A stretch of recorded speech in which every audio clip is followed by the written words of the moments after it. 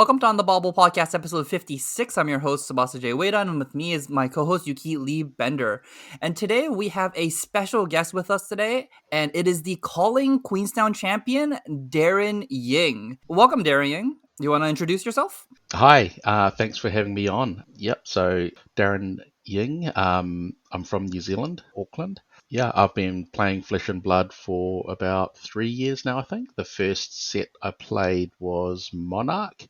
So yeah, kind of late to the game, so to speak. But yeah, I've been really enjoying it since then. I play a lot with my son Archer. He's 10, so he's getting really into it. So that's something that we enjoy playing together. It's kind of quite cool to see some of that competitive spirit coming out in him. But yeah, nice to meet you, and yeah, thanks for having me on. Yeah, thanks so much for joining us. It's really exciting to have you on, and it's funny to hear you say that like Monarch's late to the game because I guess for New Zealand you had the game so early that it would be late to the game, but for Jay and I, we kind of both got in. I got in just a bit before Monarch, and Jay joined right after Monarch pre-release, and that was sort of like pretty early adopter as far as North America goes. So yeah, just funny how the game has kind of had different histories in different parts of the world. Yeah, I've got a few stories with that. I'm friends with James. We used to play Magic together a long time ago, so I'm showing our age a little bit. But he I remember it. He was telling me about Flesh and Blood before it was Flesh and Blood. He was like, "Hey, I've got this game coming out. It's going to be really cool. You should get into it." And I was kind of like, yeah."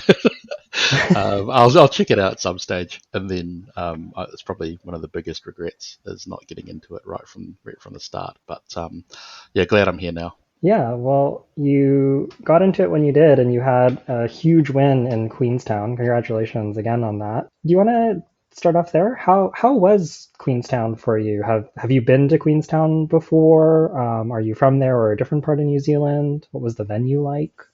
Yeah, so I'm from Auckland, which is in the North Island, and Queenstown's in the South Island, so it's a bit far away. But I have visited Queenstown a couple of times. It's really unique. It's not like any other part of New Zealand. It's just beautiful, and even being a Kiwi, going down there and seeing it as soon as you get off the plane, it's just like you're in a different world, really. So it's just yeah. Even though I've been there before, it's still breathtaking, and it was cool to take Archer, and I'm glad we got there a day earlier on the Thursday so that we could really take in the sights and sounds. We went jet boating and fishing and did a few other bits, and the weather was awesome. So yeah, not only was the calling epic, just being in Queenstown is just a great experience and really gets you feeling like a proper vacation or holiday away from work. So really special. And I guess probably the other thing for me is that I haven't really been to a pro tour or worlds or anything like that, despite wanting to. So I hadn't met a lot of the Flesh and Blood, I guess, community people before. So having them come over to New Zealand and meet these people for the first time, who I've seen a lot online, was really special. Great people, and it really felt that sort of celebrational sort of aspect, even though that they were there for the calling. It was great just to have them be there and be part of it. So that was really special. So a really cool weekend and event overall. The heavy hitters set is really exciting to play, and yeah, we're obviously going to be talking about it. But I think it's honestly the best limited set that's been produced for Flesh and Blood, better than Welcome to Wraith. So yeah, I really couldn't ask for a better weekend. Really, it's just yeah, awesome.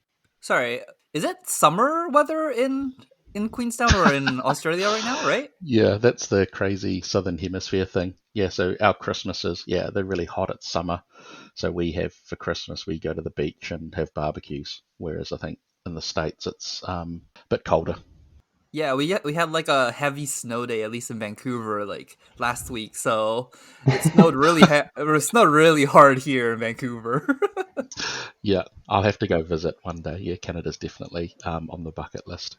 Yeah, Queenstown looked really incredible, as you said. I had a few friends that went, and I just saw on social media too, everybody posting pictures, and it looked like a really special event. I really wanted to make it.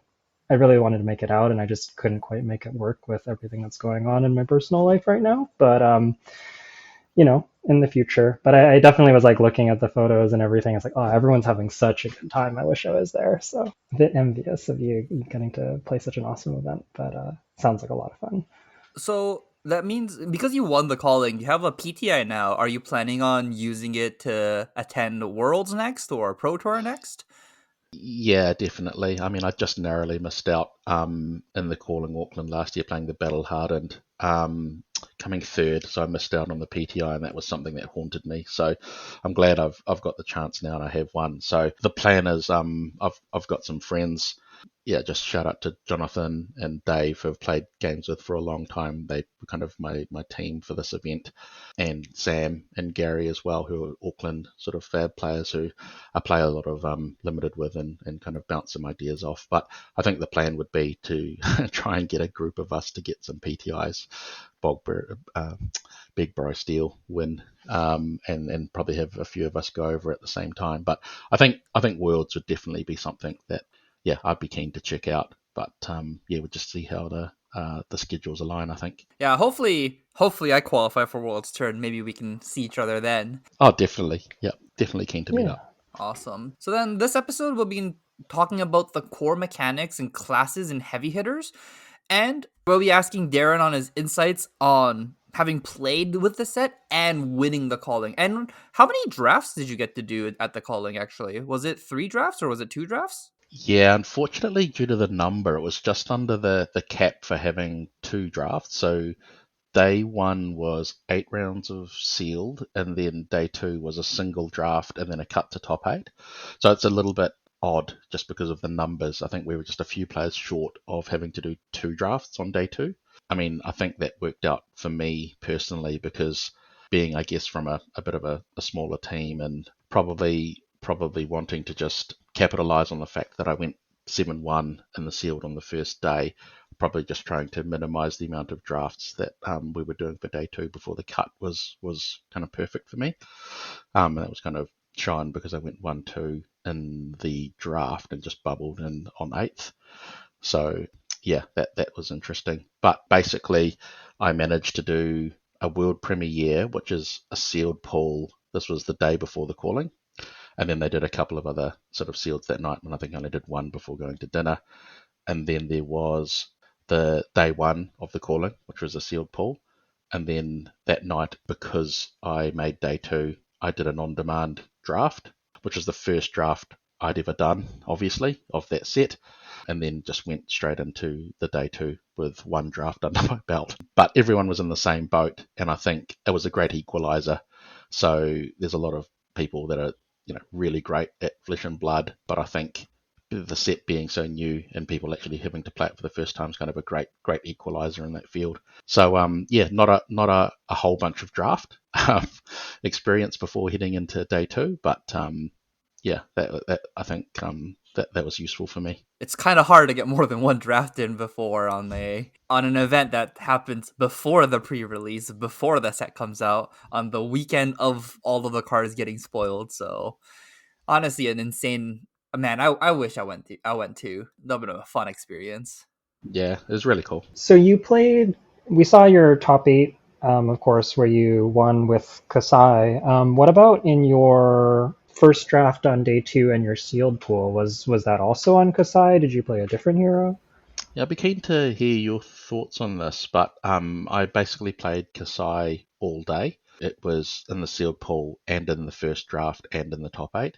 Yeah, I guess I think, and I was talking to another friend, Nish, on this, and for the people that did well and made it into day 2 from their sealed pools, I think people would naturally gravitate to playing the same class and hero that they did well and sealed on in the draft, just because of that lack of experience and people not really being able to probably get a lot of gameplay in on those other heroes.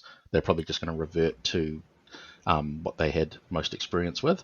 And I think there's some information posted on the site just talking about the stats that support that theory, and I think that does come through quite strongly.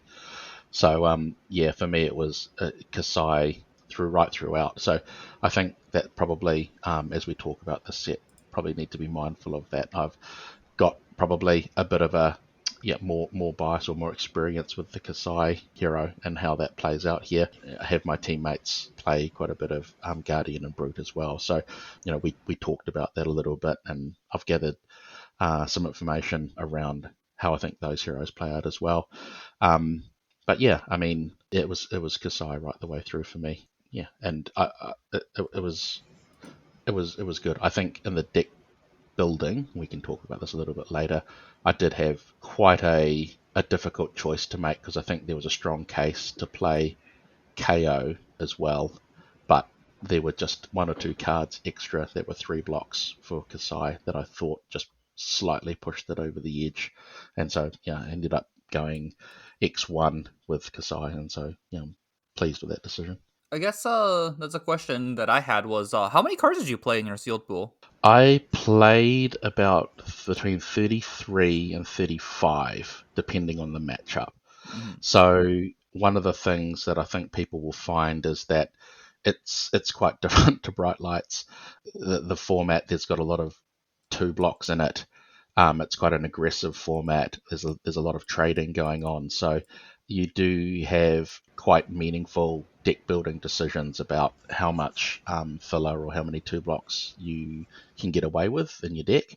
Yeah, I tried to keep it lean as much as I could, but I felt going to 33 or 34 was also a little bit of a hedge, just trying to maybe get an edge on somebody that was trying to go completely lean. In general play patterns in the sealed, the games often didn't go right to fatigue, right to the end. The format's fairly aggressive where people can be swinging for 14 or 15 in a turn quite frequently.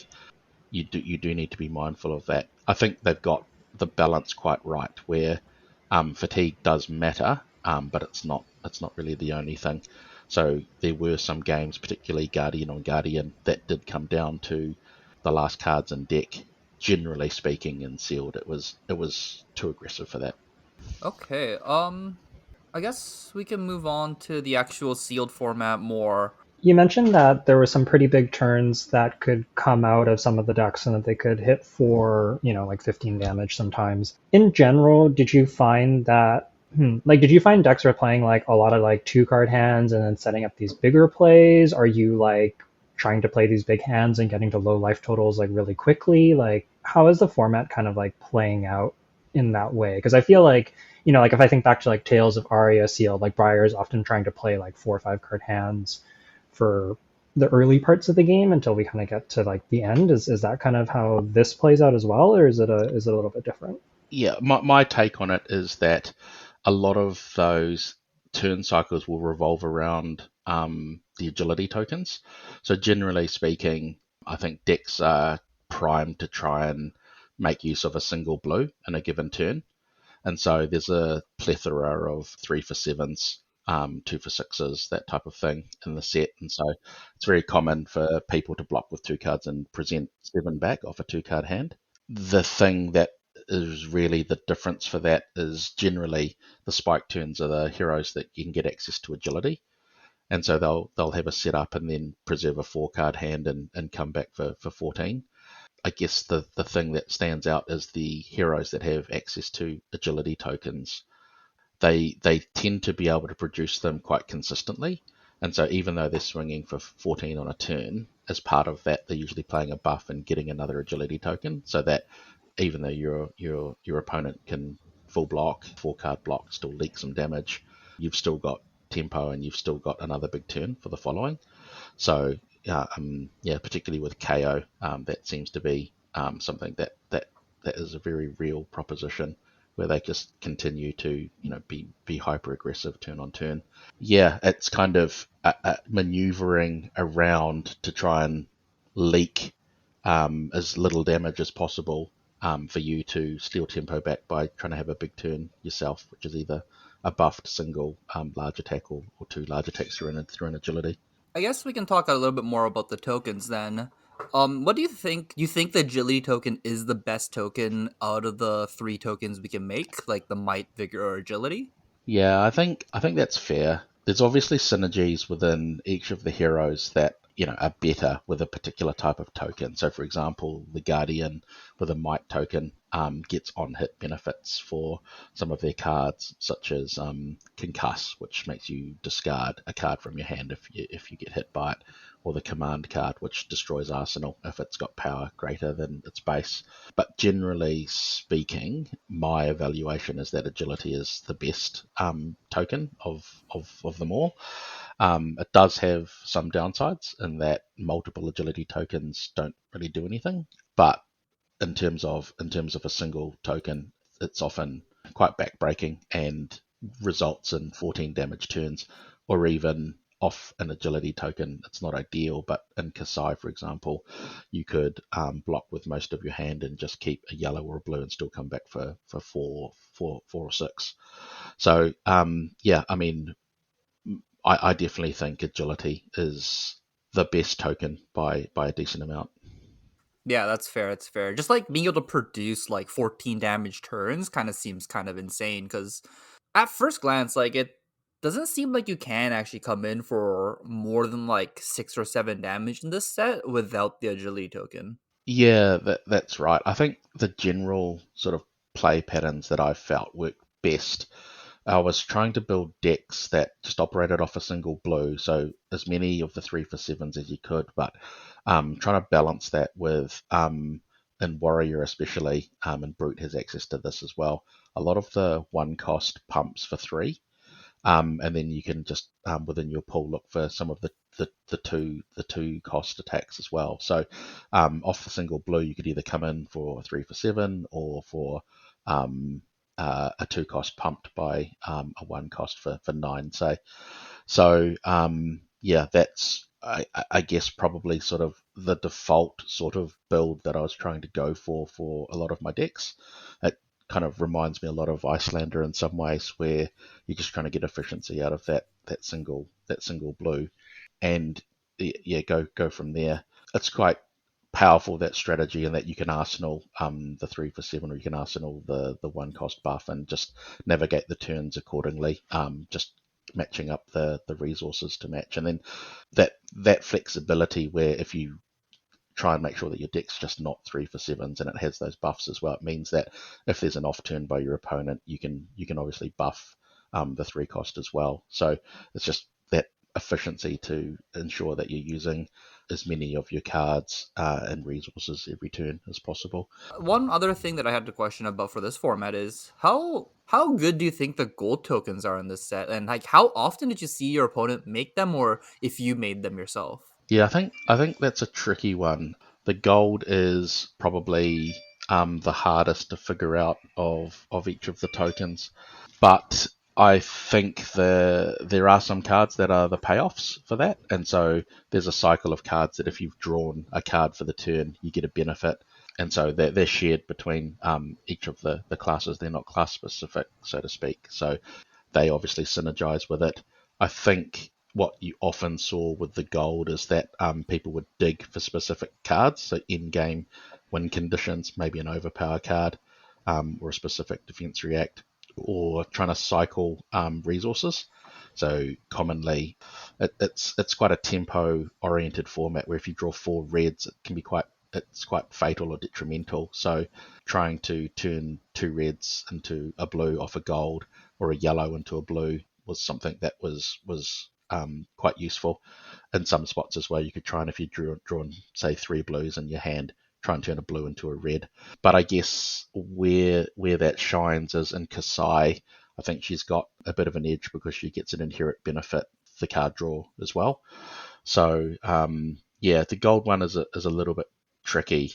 Each of the heroes use that in a slightly different way, but I would say it's probably best in Kasai, and if you had a specific card with it, like Golden Sun or something like that, that can really make use of it. Yeah, that's fair. Maybe it might be more of like a draft mechanic that we can draft around. It's kind of a little bit too early to say exactly, but I guess in sealed, definitely a little bit less powerful, I guess. Yeah, it's kind of like a nice to have, where it's just a bit of an insurance policy where if you had 1 or 2 of them out, you could kind of dig and just improve or craft your hand a bit better. So it didn't feel overpowered or anything like that. It was just a resource that sit there for when the time was right. So that was useful. I guess the one thing is, in line with heavy hitters, there's a lot of gambling and wagering. Wagering there's a bit of a gamble sort of element where you can pop the gold and just try and improve your hand. I guess the best use of it might be if you see a clash and you get information off that reveals the top card of your deck. You can turn the gold into the card that you know that's on top of your deck. So in one of the matches I played, yeah, my opponent did that. Just basically turned a yellow into a powerful attack. So that's probably quite a strong use case for it. Yeah, I didn't even realize that's actually kind of cool that you can turn. Yeah, because of the clash mechanic. The clash mechanic, after you reveal, it goes back to the top of your deck, right? So then you can see what you're going to draw into with your gold. I guess Yeah, your opponent has to be clashing then.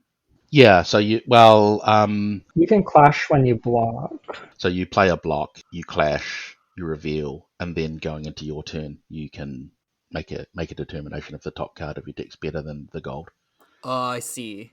That's kind of gross. Yeah, so it kind of feels like then a lot of it, like the gold are like everybody can use gold to fix their hands and filter and whatnot, but it seems like maybe the biggest thing is for Victor specifically, since he gets the card draw when he makes a gold, obviously very powerful, and then he's also the deck that seems to want to be clashing, which has even more inherent synergy with gold. So perhaps the gold is like largely a Victor mechanic, but then still ones that other heroes can make use of.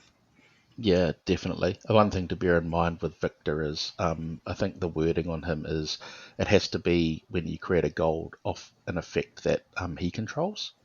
So if you happen to clash or produce or a wager a gold from an attack that you control and your opponent is Victor, if they win the gold off that, they're not going to get the benefit. Oh, yes, yes. That does make sense. So if your card generates gold for them and they're victor, they don't draw a card. Correct.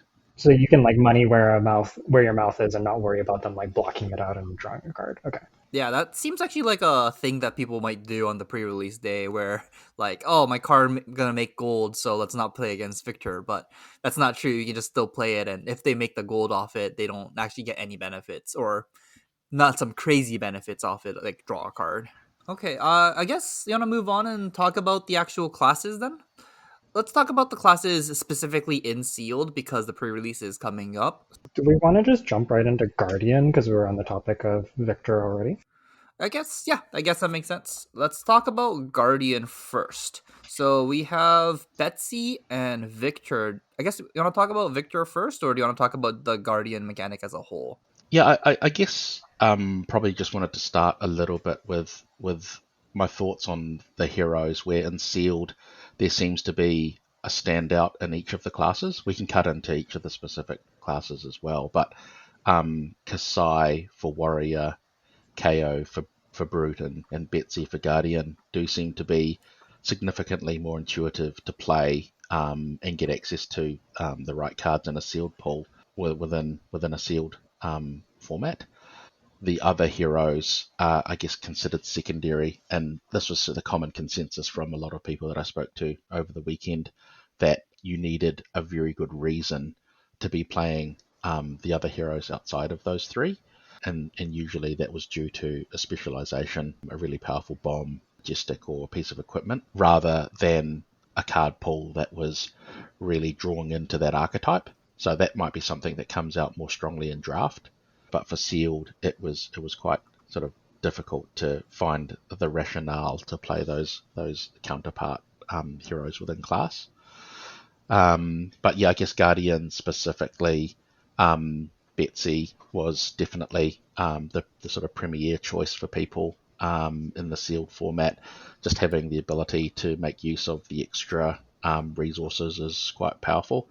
So probably Guardian is probably the hero that I had the least amount of experience with in playing with it. But from my observations, the things that I garnered from speaking to other people was that it was a class that was probably harder to figure out than the others. It played less intuitively, and I think some of the main reasons for that is some of the attack play patterns where a lot of the attacks are costed at 4 and 5, and so you were priced into taking extra damage and coming back with an attack that wasn't necessarily as efficient. Off that whole sort of discussion we had in terms of the one blue, I guess where it starts to make up for that a little bit is the built-in hero power from Betsy, which is the when you wager you can pay 2 and give it overpower and +1. Yeah, it's still, even to me, that seems like a good finisher, but it didn't feel like it was quite worth the 2 resources when trying to race other people for that. And so it was quite different to like a Bravo, where Bravo has these, really debilitating crush effects, and that would help you reduce the swing back. Betsy just giving +1 and overpower, it was kind of more like a meh, almost whatever. I guess the caveat to that would be some of those concuss and command cards. But in general, yeah, I think Guardian is probably a bit more difficult to figure out than the others. And I think if I had to give a piece of advice for the pre-releases, that it, Guardian is going to play a bit more, Betsy specifically is going to play a bit more of a setup game. So there's a cycle of cards which are bigger than big, and which are the auras that give a buff to an attack on start of turn. And I think quite probably the most effective way to play Betsy is to get out one of those buffs and then produce a massive attack on the following turn. So it's probably less straightforward in terms of trading and trying to set up a bit more than the other heroes. I think we've seen in like older sets too, like the cards like Bigger Than Big and Big Bop and stuff like that aren't actually that strong in those formats either. So I'd assume that it's going to be the same kind of thing in this format, where like that's just not a winning strategy to be doing, right? Because like pitching a blue to play a Big Bop or a Bigger Than Big is only giving, like, even for the red one, is only giving 5 power. So it's like not gonna be, it's not efficient, if that makes sense. It's not the Yeah, Yeah. 2 card 6 if you that you need, really. Yeah, my guess would be like what kind of strikes me about Guardian, and maybe like if I had to guess what the class is trying to do, I think you might want to have like a handful of those auras and arsenal it, and then wait for an opportunity where your opponent doesn't have an agility token and they might have trouble converting your hand, and then playing a big bop and hoping you can strand them with cards, and then block out their one big attack and come back for 11 or whatever with an on hit, and then kind of like get tempo that way. So I kind of think that like lining up your aura with their lack of agility is like probably going to be important. Or if you start turn 0 and you get the aura. I think there was like a game on camera where Nick Butcher started with a big bop and then just blocked 3 cards, swung 11, and it was like pretty pretty convincing. But yeah, I think you have to pick your spots, it seems like. yeah, I agree. I think that's spot on. Yeah, it's just about dodging that agility set up from your opponent and finding a space to do it. So that's where the patience comes in, and that's where I think if you're trying to go in with a mindset of just trading your 4 for 8 for their 3 for 7s, and sometimes 2 of them in a turn, it's not a winning strategy. It's going to be an interesting puzzle to figure out, but I think that's kind of where Betsy's at. Yeah, I think one note that I have for the pre-release is, unlike older sets, in this set there's just a lot of class 2 blocks for Guardians, so all of the auras block for 2 in this set. A significant amount of your pool is going to be 2 blocks, even if you're just looking at your Guardian card. So in older Mhm. sets, like, everything Guardian just blocked for 3 basically. In this set, that's just not the case. So you're not gonna be able to do the typical Guardian strategy of like blocking for 9, attacking for 4. Also because High Riser doesn't attack for 4 on its own. Yeah, I think if you get the mill hammer, does start to become more possible. But I think in a sealed pool, realistically, getting 40 playables, for example, try and fatigue your opponent, and getting the density of the 3 blocks, it's possible, but it's extremely rare. Yeah, I think it would be a hard strategy to just assume that you can do on any average card pool. I guess it exists and it's in the format, but it's probably a lot harder to set up. In general, the weapon swings felt they were more just an accompaniment, but the main forces, the main form of attacks that heroes would be playing would be attack cards, and so yeah, the weapons were just a bit of a backup. Yeah, I guess that the one weapon, the mill hammer, just kind of stands out a little bit as being probably the best towards that fatigue strategy. And Nick Butcher in the top 8, he'd drafted a deck that played quite close to that game plan with a lot of block fours as well. It was quite effective. So it is possible, but I guess for sealed specifically, yeah, it's going to be quite demanding, and a lot of the pools just won't be able to support that. Do you want to move on to a different class then? Talk about Brute next? My thoughts on this is KO is the superior Brute and sealed by quite a significant amount. I guess the difference is the one arm slot is not really a huge detriment. I'm not saying there are not turns we can go double claw, but generally speaking, as we just kind of talked about, weapon swings are probably just more of a filler. They're not really a main source of damage in this format.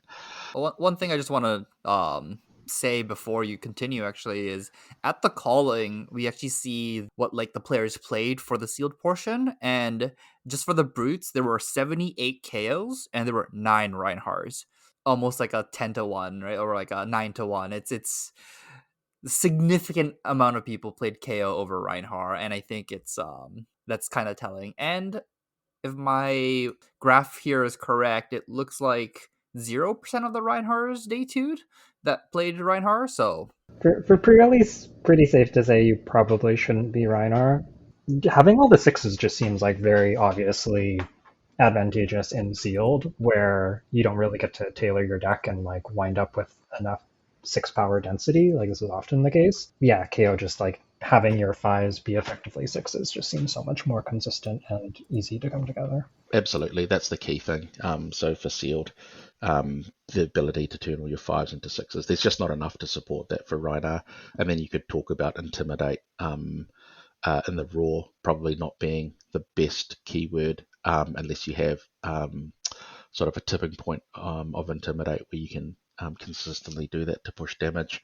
So KO's abilities are definitely much more suited for being relevant in sealed games. The ability to have clashes be empowered as well is huge, and something that you'll learn quite quickly when you play KO is the might tokens add up, and they add up quite quickly.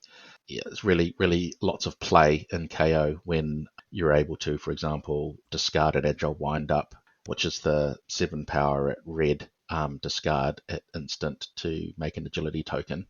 With KO's ability, if it's in your turn, you'll also create the might. So you're getting 2 tokens off a single buff is quite cool. And one of the cool tricks that you can do with that is with your claws, you can attack and then discard the agile wind up at instant speed to give the claws go again. Just cool little things like that.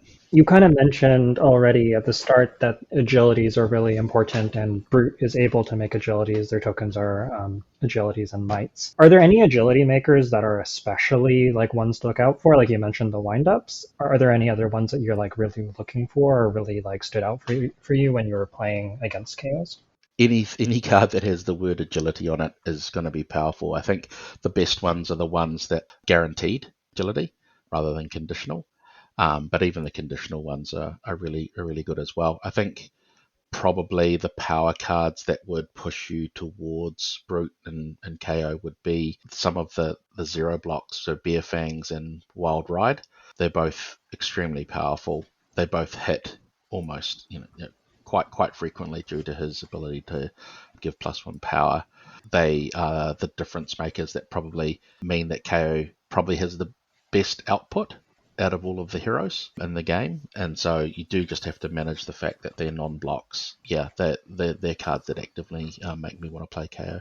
Yeah, anything with agility is good. Yeah, that makes a ton of sense. I've been messing around with KO and CC actually, and the Wild Ride Claw into any 2-cost follow-up is off 2 blues is so strong. It's just so much damage every single time. So definitely something to look out for people trying to put together KO. Is like 2 costs are really good. The go again that gives you the discard for your claw is really good. And I think like KO has like some pretty impressive output. I've been really impressed even in CC, but I think a lot of it translates to sealed as well. Yeah, there are a lot of stories from people that were recounting how their round went, and they'd just say, they played a KO and it was just relentless. It's just 2 attacks every turn. They're just able to make an agility every turn and just retain tempo. So yeah, KO is very powerful. That's super fair. Yeah, KO, the one weapon zone clause doesn't even feel that much of a downside, right? Because like it's so hard to swing 2 manable clause anyways. And there's no Bloodrush Bellows in this format, so yeah, it's just not relevant. And I think Rhinar, there's not a lot of intimidate keyword in there, and you're just not going to get the sixes. You're not going to get the 6 densities to be able to turn that on enough. There's a few trap cards in the format that get bonuses if you've intimidated, but for me, it just doesn't come up enough. So yeah, I'm not surprised to hear that the Rhinar struggled. I'm more excited for Reinhardt for maybe like draft where once we figure out how to set up Reinhardt's like OTK turns, I think that's when Reinhardt is gonna shine over KO, where KO is just gonna be more consistent throughout the format. Yeah, I think that's fair. Then let's talk about the hero you played, the warrior hero. And you said you played Kasai. You didn't like, who is the other hero? Olympia? Yeah, Olympia. I think just kind of chatting to a few people, a lot of people didn't feel Olympia was very easy to figure out. To me, they both have a decent amount of gold generation between them, both Kasai and Olympia, and so it comes down to the payoffs, and the payoff cards for that are shared between both the warrior classes. So I didn't really see a good reason to be playing Olympia over Kasai, who just seemed to be a bit more well-rounded.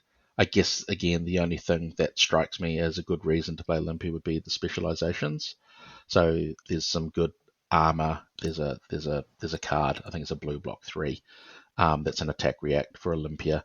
Those would be reasons to probably play Olympia over Kasai. But yeah, certainly wouldn't be surprised if most other people could have came to the same conclusion. Kasai was definitely a lot more compelling. Yeah, I have a question about Kasai is how often did you get to use her hero ability, the banish 2 reds and the yellow to on hit make a gold token? Like, do you think that ability was quite impactful, or I think it comes up at least probably once per game, sometimes even three times in a game. So there are some games that can go long.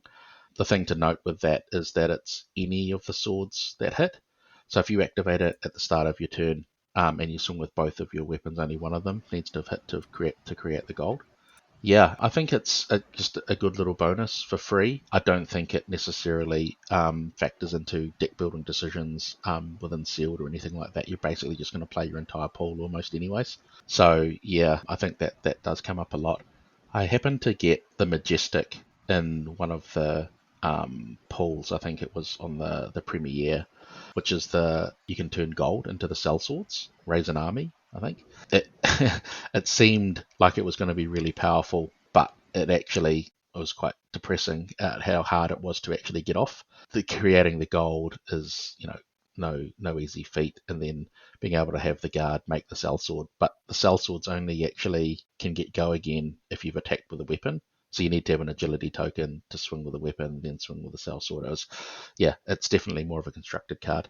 Oh, I was gonna say, yeah, that makes a lot of sense. There was actually a game on coverage of Kasai where they pitched early raise an army to try and like second cycle play that against a control-y Guardian deck, and it just fell really flat. It was like by the time they got the 2 cell swords, it was just kind of too late. Like it was too hard to give the weapon go again and really get the payoff for it. So definitely, yeah, it didn't look too impressive in that game, and it's interesting to hear that you had the same experience playing it. Yeah. so it's a trap? It's a big trap card. Still blocks. I mean, for it's a three, block I think. 3. Yeah. Yeah, and it's not an attack, which matters because True. warriors have some if you've blocked with attack cards. So I don't know, and their weapons are also like that. It's a good point, actually. Yeah, that is so relevant. Any card that's not an attack action, particularly ones that block for 3, are very powerful. So when sideboarding, if you do have the choice, you might want to swap out some attack actions for non-attack attack reactions or things that can block sabers a bit better. Yeah, so I mean, warrior for me, I favour probably warrior and brute in sealed. And the main thing being that they are classes that have more readily access to agility, and we've talked about the strength of that. Both of them have similar sort of play styles in that you can have the 3 for 7s, but you can also have the 1 cost buffs into a solid 2 cost. A lot of those buffs create agility tokens as well. So you can just kind of get momentum and keep it quite easily through the agility. I personally felt that Warrior was a good choice for that, and probably had more well-rounded defensive capabilities than Brute, given that there's some non-blocks in the Brute class. I just found Warrior to kind of resonate quite strongly with how I like to approach the game.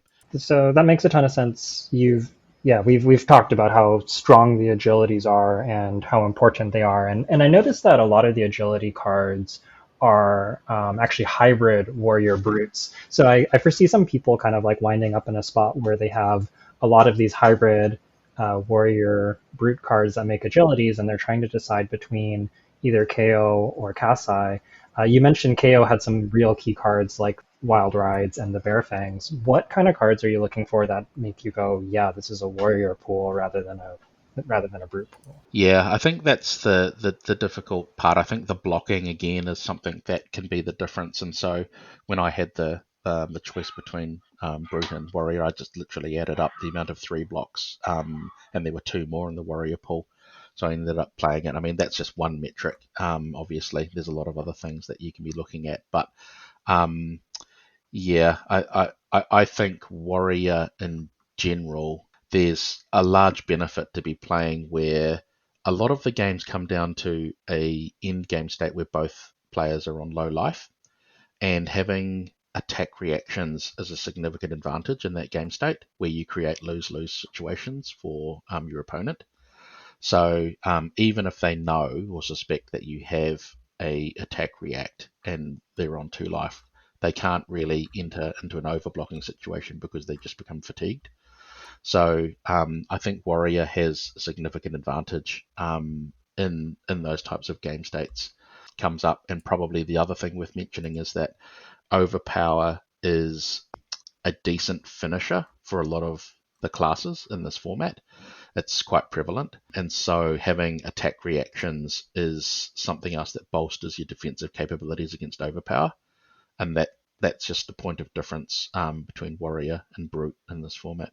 Yeah, no, that's actually kind of huge because there's a lot of attack reactions in the warrior class actually that I'm looking at it right now that the warrior class gets access to that brute doesn't. So yeah, against the guardians, it seems like warrior seems significantly better actually against Betsy. Yeah, just for the record, in the final game where Koi, shout out to Koi, he played the Golden Sun, I had the Rally the Rear Guard, but I also had the card that I pitched, the Rally the Rear Guard, was an attack react. So I had the options of a 3 block and the 2 block to block the overpower, but I just chose Rally that let me keep 2 3 blocks in the hand.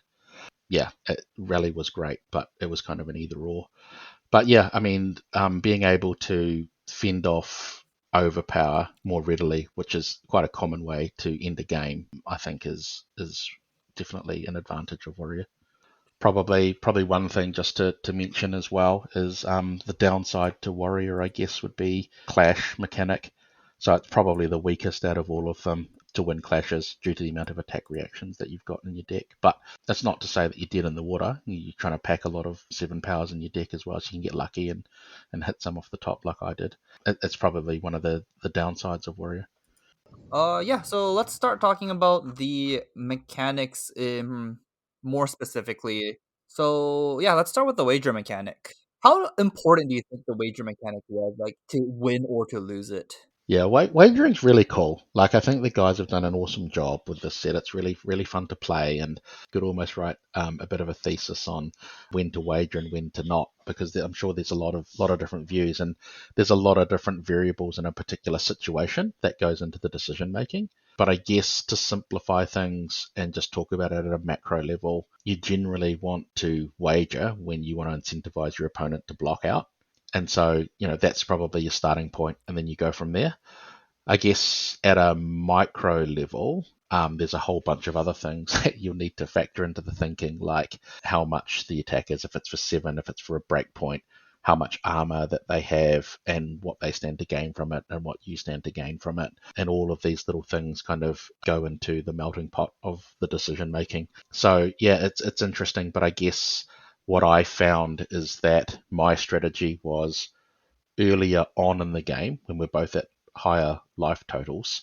I think wagering in general for a 7-point attack was probably not the best thing to do, particularly if your opponent has lots of the blade break armor for one, because my thought process was you're giving your opponent agency to decide of all of those melting pot of variables whether it's more beneficial for them to block out, and it's quite an easy, 7 block, two cards and a piece of armor to get the token or not.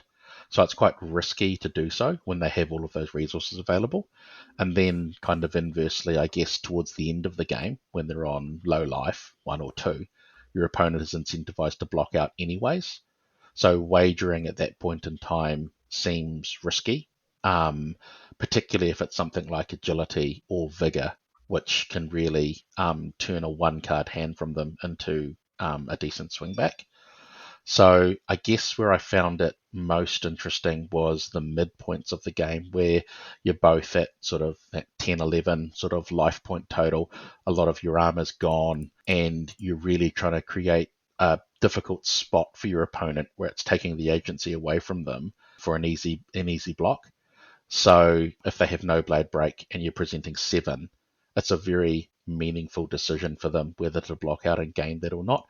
Other things, obviously, like if they have an agility token, that means generally you're quite concerned about the swing back. So wagering at that point in time to try and incentivize them to block, to just operate off like a 2-card hand, is probably a good spot. Wagering an agility when they have an agility is free, because if they win, they can't do anything with that second agility token anyways.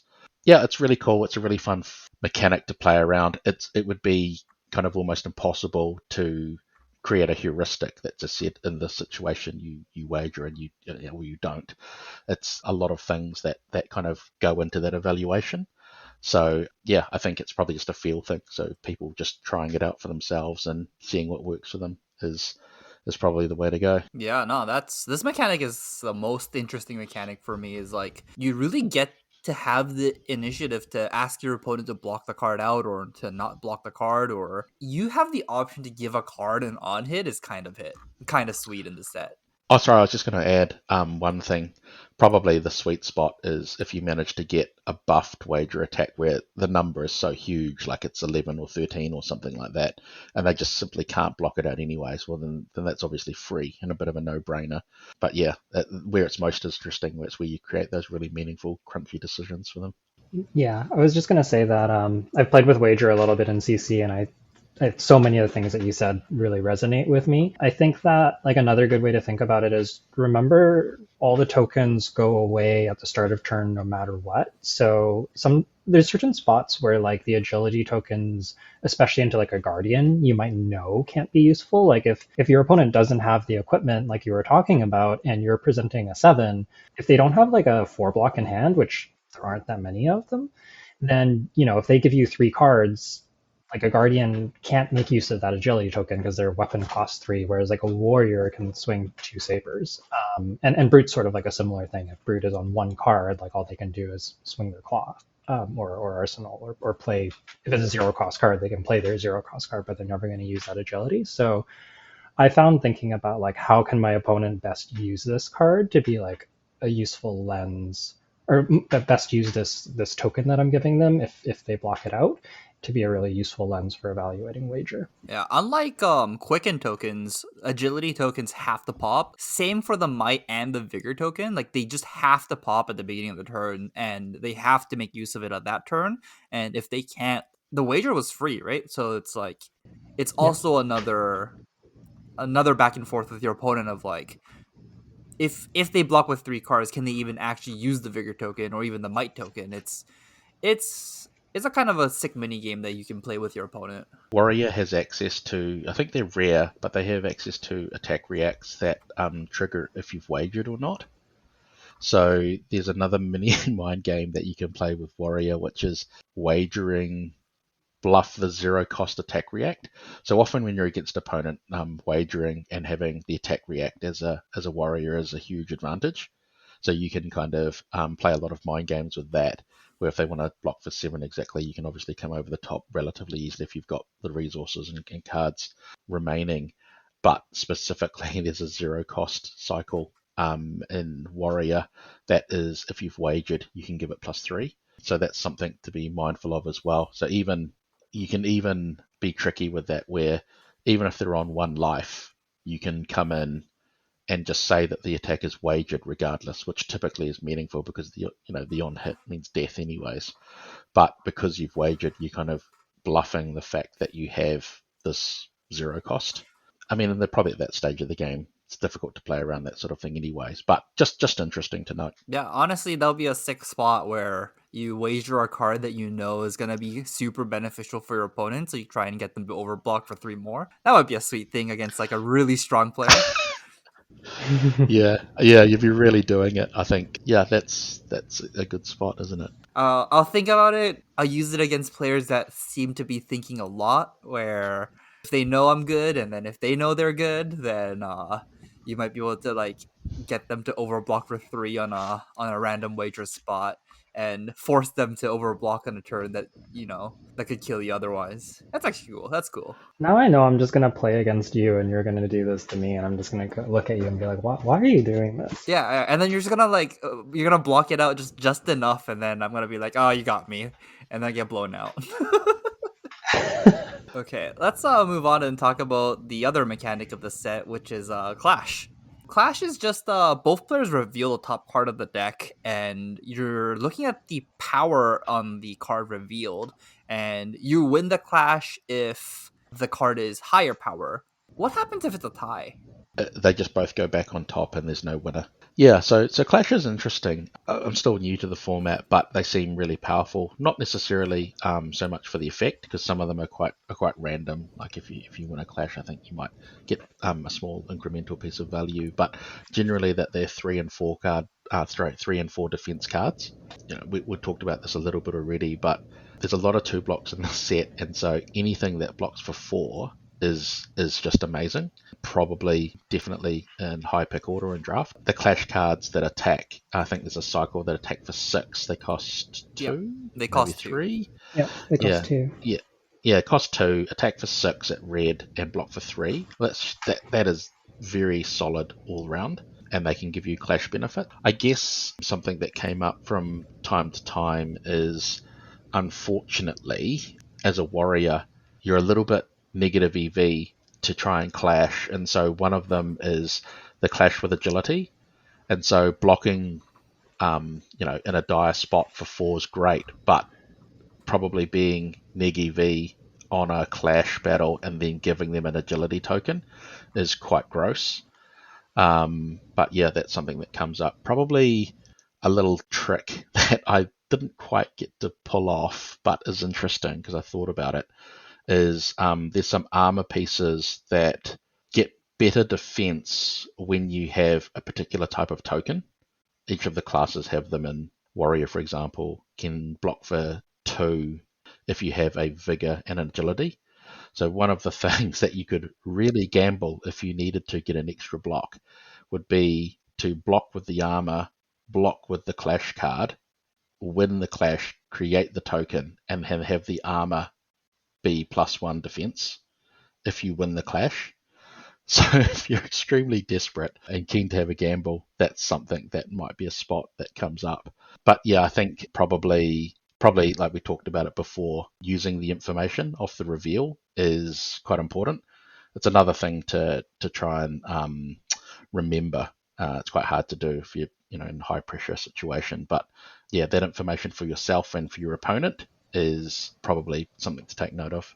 Yeah, it's fair. One note about the interaction you just said, just make sure if you are gonna do that play that you declare all of your blocks before you go to reveal your card. Clash cards, you do need to have set all of your blocks first and then you clash. You can't actually like block with a clash card, look at the top, and then decide to block with more cards. You do have to do them all together. It's just like a side note, just for people playing with the mechanic for the first time. Don't go and like reveal the top card the moment you put a clash card down. Just make sure those are the cards you want to block with first. I would say that they've captured the feel of that sort of excitement and gambling through Clash. It's a really cool mechanic. can feel a little bit, all in a little bit, and can really be make or break. But yeah, it's definitely exciting. Yeah, it's a nice way to add RNG to the game that is impactful, but like is controllable at the same time. It's I like this mechanic. Jay can't wait to pitch stack it. I already know. He's just excited to pitch stack his clash cards, and then he'll know beforehand that he's going to win the clash because he's memorized both of our decks. I don't think it's this format doesn't seem like it can do that effectively, but you know what? In draft, maybe that would be a thing I would try and play around. We'll see. We'll see. That'll be like way in the future, Yuki. Okay. I guess we can move on to how relevant is like fatigue in this format, like in sealed in particular. Like, did every game go to fatigue, or you said it was gonna be kind of like cards are aggressive and like people are attacking each other a lot, but like how often did your games go to fatigue? I guess is a better question.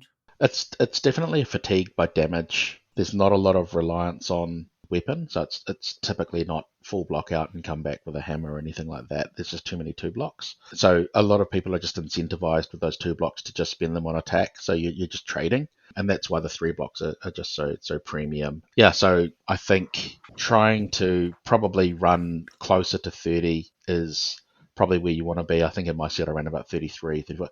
It's it is a fine balancing act, and I think in this format they've got it closer to where it needs to be than any other. Whereas, by contrast, Bright Lights was extremely fatigue focused, and you're just waiting for people to boost themselves to death. And then other formats where it's just been completely aggro and there's no block. I think this is sort of right in that sweet spot where the deck building sort of choices really matter, and you want to be lean. You can't just fill your deck with garbage two blocks. You need to have a density of quality cards, but it can come down to that last card in deck as well. I lost a game for locking for top 8 where I had a 33 card deck. My opponent had a 30 card deck with a cracked bauble in it, and I felt gutted in that it literally came down to the final cards. I had no cards in deck, and he only had a cracked bauble. So it was extremely upsetting. But yeah, that's how close it is. So I think, yeah, it's just in that sweet spot. And so I think it's possible, like we talked about, with the right pull, an extreme one, or in draft, if you had an incredibly high density of 3 blocks and wanted to present like a 40 card deck and have a hammer, it's possible. But generally speaking, in sealed, I would recommend just trying to be as lean as possible, maybe an extra card or two, as long as they were decent quality. Like a yellow 3 block, I think is definitely good quality and should be in your deck. A whole bunch of yellow filler, I think, is questionable. That's fair. One note though, like don't feel bad about a player playing one crack bauble against you. That's it's not even that bad. I lost to a guy who had 6 baubles in their deck. I guess in an arcane set that might be okay. It was Tales of Aria and Eric Lehrer. He's one of our locals, and he just like pitched double bauble on me on one of the turns, and I'm like, what's going on? And then he just like proceeded to make a bunch of embodiments of Earths and kill me early in the format. So that was an experience. Yeah, take some getting over, that's for sure. So moving on to equipment, last week Jay and we kind of spent the whole episode just talking about the equipment and reviewing the equipment in the set. And one of the things that we picked up on that it seemed like a number of players had heard them talking about the format is how good the specialization hats are. I guess for people going to their first pre-release, do you feel like how important do you feel equipment is for evaluating your pool and deciding on a deck? Like, are you starting by looking at your equipment? Is that a huge factor, or are you more interested in the agility cards, or like how important is having a fairly full equipment suite in your sealed deck? Yeah, I think it's really important. The thing to note in heavy hitters is that there's a lot more equipment. I think, if I'm not mistaken, there's either 2 equipments per pack or at least 1.5. So putting those out and the decision making when you're evaluating your pools as to which hero is obviously critical. It's as important just as ever, just like any other Flesh and Blood limited format, I guess. But the specializations are really powerful because a lot of them, I think, a temper block 2, and starting on 3 extra life is a significant advantage. So I think equipment in general is really strong. The specializations, especially, they are good reasons to go into some of those heroes that are not as played, and the weapons, especially the warrior ones and the mild hammer, like so parry blade and hot streak, are very very very strong, and kind of force you towards that hero choice as well. I guess what I would say is that it's not everything. I had in my sealed pool like a strong KO pool and slightly better armor, but I decided to go with Kasai on the fact that I had 2 more 3 blocks. It's kind of arguable, and it's probably the jury's still out on that one, but I felt that it's probably just slightly more important to have better quality cards in general, and probably better density of those things. So yeah, it's really important, but it's probably not the be all and end all. Yeah, it's gonna be a really tough spot of like trying to evaluate what's better, like 3 blocks, like having better blocks in your deck so you have a more consistent pool throughout, or like just having that extra equipment to be able to like produce more damage, like by playing a little bit more of a greedier deck. It's gonna be an interesting question for the set in overall, because like we're gonna be able to draft this set, and in those situations then like now you have to like look at it, do I want the 3 block, do I want the headpiece, do I want, like there's just so Yeah, many more things to think about in this set. yeah, absolutely. I think it's definitely worth mentioning that you'll probably have access to sideboard equipment. So, for example, you might have an equipment that is a 2 block if your opponent has destroyed a vigor token this turn, or you could change that with a simple blade break 1. So there's some good sideboarding options in the equipment slot, but for sealed, I found those 2 blocks where they're in the relevant matchup to be extremely powerful. That they really can be the difference. I think it's worth mentioning that the equipments that you block for 1 when you're behind on life, the format is extremely swingy, and so normally in Flesh and Blood, you would try and eke out a lot of value in your armor blocks, just leaving them right for critical junctures. I don't think you can afford to do that in this format. And so, what you generally will just need to do is, as soon as you get the opportunity where you're behind on life and you can present a block 1 off those, is take that opportunity, even if there's no on hits being presented. It's just that sort of format. I think the equipment that gives you +2 block if you have the 2 associated class tokens is very strong and allows you to do a lot of skill expression, where you are producing the 2 tokens, setting up for a big turn, and then you can do a 2 block in tempo and get in another single block if you happen to make those 2 tokens in a follow-up turn. The combo is if you happen to get piece of armor that blocks for 2, depending on the tokens that you have, accompanied with the blade break pieces that produce those tokens, so that you can have a sort of wombo combo turn where you sack the 2 pieces of blade break armor to create the 2 tokens, and then have the 2 block off that piece of armor that's remaining. So the equipment has got a lot of play to it. Yeah, there's some really cool tricks that you can do with it. Yeah, and it's always relevant, particularly with cards like down but not out as well. Yeah, I think exactly what we were talking about last week. I think you reinforced our points. Like it really, I think it's playing as we've expected. Honestly, like those equipments that like get the vigor and the agility tokens. I guess the question would be like, did you see them block for 3? Like the Mm, the ones where it gets the temper, the cycle that we're talking about right now. Like how often yeah, did it block for 3? it was really difficult. You had to earn that. I probably only did it once all weekend, but Koi did it against me at least once in one of our games. I think that it's a really strong skill expression type of interaction that the best players will enjoy getting the most edge out of. It takes a lot of setup, but if you're patient, you can get there. I do think KO is slightly stronger with that because you can, on demand, create might tokens. So you're just looking for the agility. That's probably an easy hero to get that off on. But it comes up probably more than you think, but it's not free. You definitely do need to work towards that. I think we talked about this here, right? Where evaluating your pool, or Yeah, was I there think something you want to talk about from this point? Yeah, I think probably one of the things that I noticed with this set is cards that help you from when you're behind. I personally find those to be, this is kind of a heuristic from other card games as well, where typically cards that get more powerful when you're ahead are not as powerful as the cards that help you come back from a losing position. And so cards like Adrenaline Rush are a good example of this, where you'll get the benefit if you're on lower life. The format is extremely swingy, anyways, and then it's not very hard to manufacture a situation where you're on less life, get the benefit from the attack.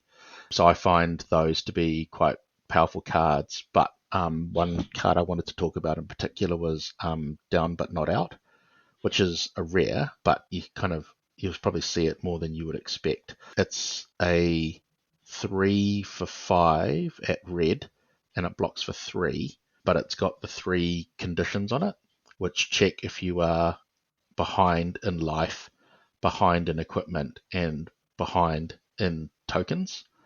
So there's a significant amount of setup and cost associated with this, but if you have all of those 3 boxes ticked, the card gets +3 power and overpower, which is huge. And then also it has an on hit, which is you create 3 tokens. So the ceiling of this card is extremely high. The floor of it is it's a block 3, and at red can just be a 3 attack for 5, which is not on rate, but it's serviceable. Yeah, honestly, it sounds great. A block 3 sounds great. Yeah, just stop there. Absolutely. I had this card in my sealed pool and my my day 2 draft and my top 8. Maybe I'm probably biased to this card, but I found it to steal a significant number of games. I finished being, behind on tempo and life a lot of games just using this where they just couldn't block the overpower. Yeah, multiple games throughout both days.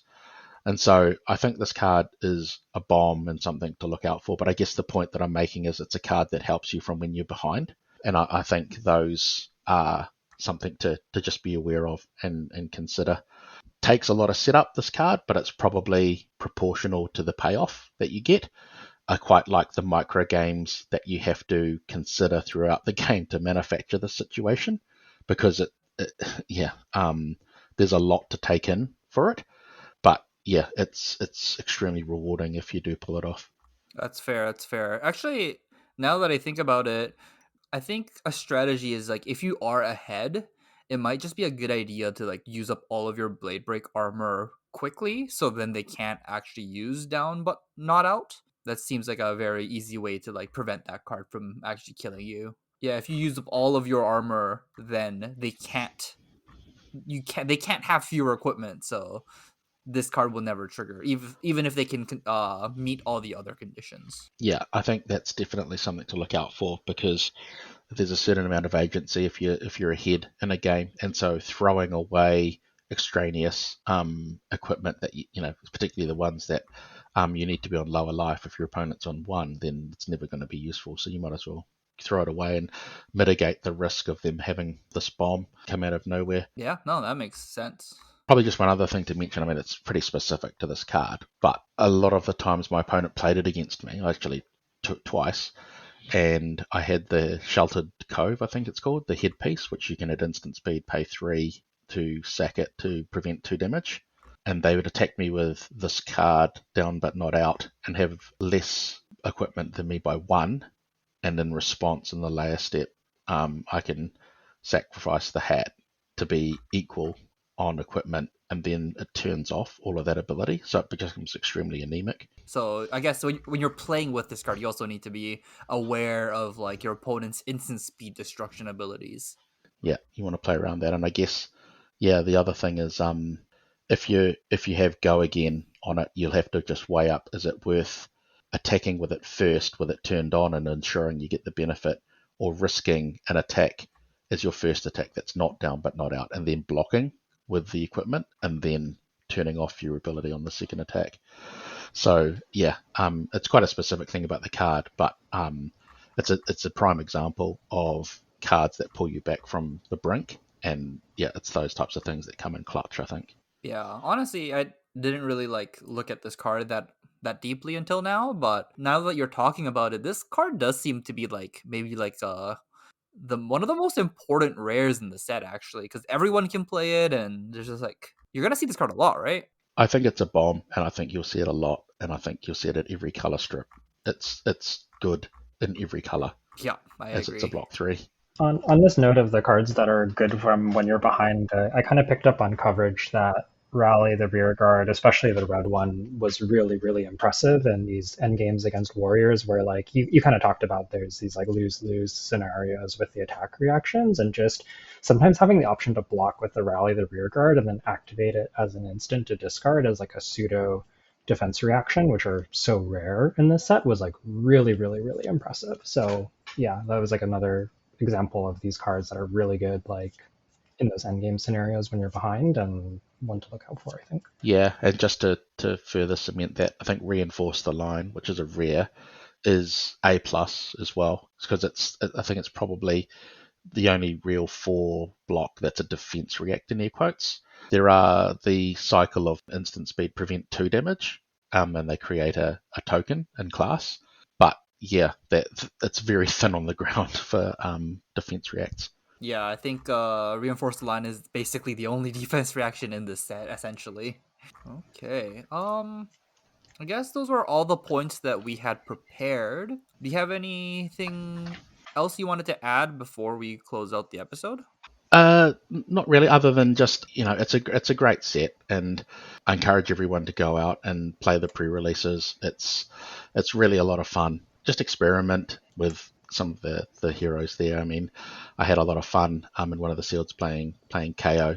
Brute is definitely not a class that I'm that familiar with, but I really enjoyed it. So yeah, I think the guys have hit it out of the park with this set, and yeah, I hope everyone has a lot of fun playing it in the pre-release. Fantastic. Congratulations again on the win. Thanks so much for joining us and sharing all your insight from the calling and the premiere with us. It's super interesting to hear from somebody who's actually had a chance to, play the set and get to know it quite or reasonably well as you can in this amount of time.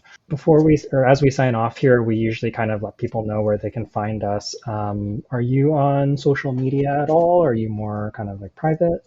I'm pretty private. I've got Twitter, so I just need to look up the handle. That's how often I use it. But yeah, I can provide that, and you can put that in the notes if you need to. Yeah. All right. Thank you. So yeah, for sure. So if anyone wants to follow Darryn on Twitter, that will be in the show notes and in the comments, and you're welcome to take a look for that. But otherwise, that's going to wrap us up for this week. Good luck to everybody at your pre-releases, and thanks for listening. If you want to get in touch with us, as always, you can reach out to Jay at UATJ on Twitter. I'm at Yuki Lee Bender on Twitter, and we also have an email on thebobble@gmail.com. So if you want to send us any questions or feedback, we'd love to hear from you there. But until next time, good luck. One more thing. Patreon shout out. Oh, right. We usually do it at the start. Yeah. So we've actually had quite a few people joining the Patreon and starting to post lists. Like some people have been doing drafts online and have been posting their 3.0 lists and talking about the format a whole bunch, which has been super, super interesting. So thank you to everybody who's given us that support and participated in the Discord. And I'm, really excited to dive into that with everybody and break open this format as we move into pre-release and then release as well. So thanks so much for all of our supporters. And if you are interested, you can find that at patreon.com/onthebobble.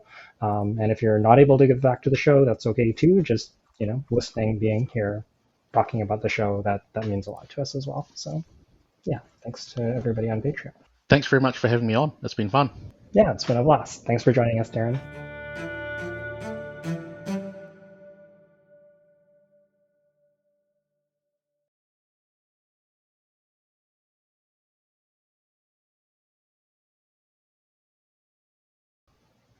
Mm, Or it could be Flesh and Blood related. It could be CC related. And honestly, this is like a anything. anything.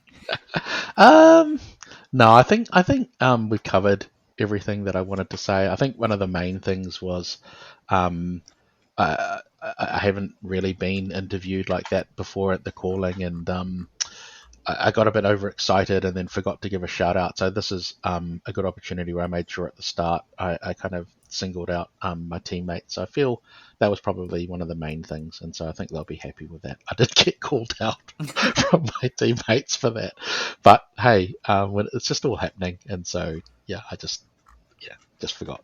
No, that makes sense. That makes sense. Yeah, when you're getting interviewed, you're just like before the interview, you're like, okay, I want to make sure I mention my friends, and then when the interview Yeah, actually happens, you're just like, oh, they ask you a bunch of questions, you answer them, and they're like, okay, we're out of time, bye, and you're like, oh, damn, I couldn't do any shout yeah, outs.